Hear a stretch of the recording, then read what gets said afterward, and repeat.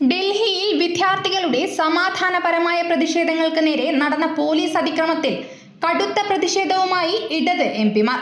വിദ്യാർത്ഥികളുടെ ന്യായമായ ആവശ്യങ്ങൾ അടിയന്തരമായി അംഗീകരിക്കണമെന്നാവശ്യപ്പെട്ട് എംപിമാരുടെ സംഘം ജന്തർ മന്ദറിലേക്ക് ഐക്യദാർഢ്യ മാർച്ച് നടത്തി. ഇതിന്റെ കാരണക്കാരായ അമിത്ഷായുടെ കീഴിൽ പ്രവർത്തിക്കുന്ന ഡൽഹി പോലീസിനെതിരെയും സമരമുഖത്ത് വിന്യസിച്ചിരിക്കുന്ന യുവജനതയെ പിന്തുണച്ചും ധർമ്മേന്ദ്ര പ്രധാനിന്റെ രാജി അനിവാര്യമാണെന്നും പി സന്തോഷ് കുമാർ MP പറഞ്ഞു. राहुल गांधी अलग अलग पार्टी का नेता है ना, हम वामपंथी की तरह बोलना चाहता हूँ. वो लोग आएगा, वो लोग का अपना तरह प्रोटेस्ट चलता रहता है. वामपंथी और सभी का एकता है इनमें. हम छात्रों के साथ है, युवा के साथ है. बस हम ये लगातार चलता रहना चाहता हूँ. इनके साथ पहले भी रहा, अभी भी रहेंगे.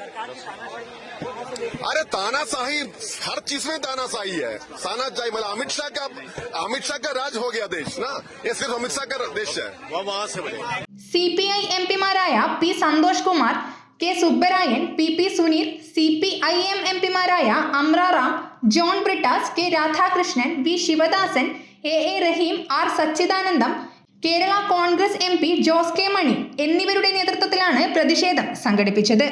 News bureau, Kannur media.